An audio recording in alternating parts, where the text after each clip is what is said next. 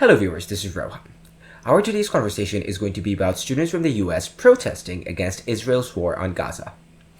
Students from major universities like Yale University in New Haven, Connecticut, University of New York, and Columbia University in New York City have gathered in their university campuses to protest.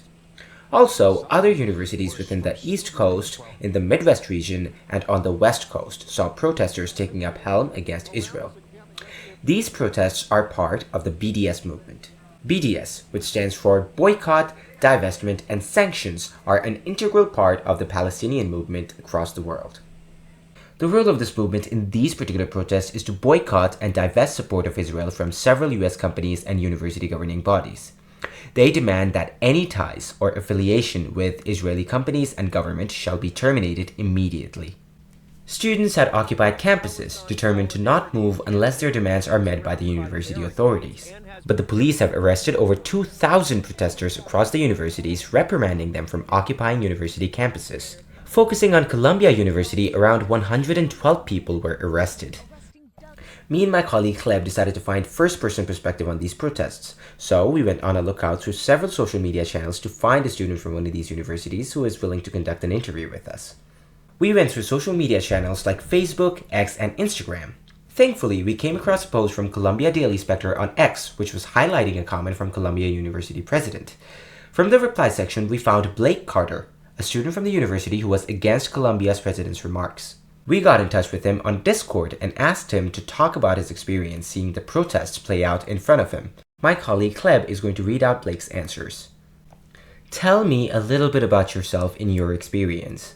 Like, what was happening on campus? How did it affect the studies? Was there violence? Did you participate? So I studied chemical engineering in the Columbia Uni. I didn't take part in the protest, but I did witness a lot of them. Basically, it was really crazy. They set up a bunch of tents on campus and stayed there all day shouting. Those who didn't protest, including me, were told to go home.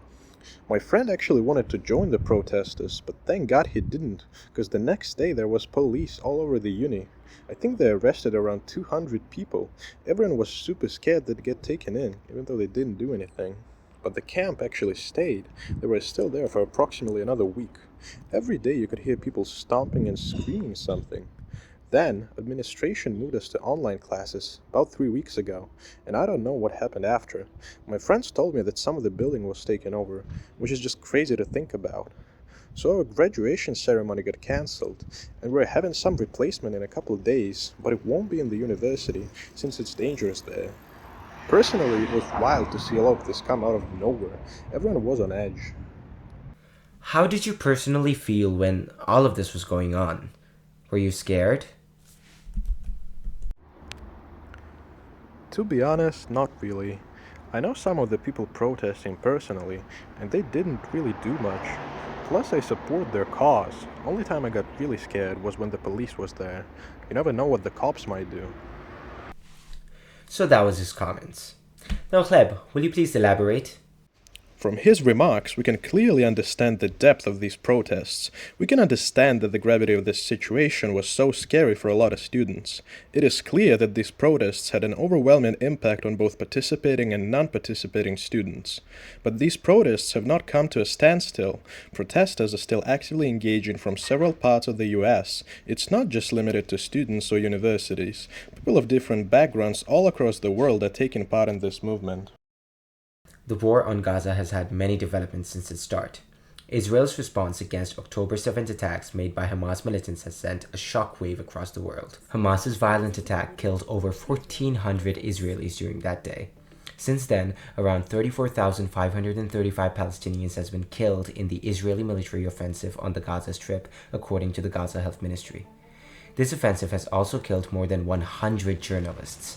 According to the Committee to Protect Journalists and the International Federation of Journalists, around 96 Palestinian, 3 Lebanese, and 4 Israeli journalists have been killed.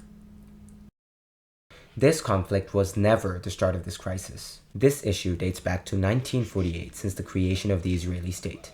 Incidents like the Nakba, which displaced more than 300,000 Palestinians, and then constant attacks from the Arab side towards Israel, then the occupation of East Jerusalem, all of these have progressed into the conflict we have today. As observers, we are constantly being exposed to the perspectives of both sides. Hence, the question of which side is the right one grows difficult each passing day.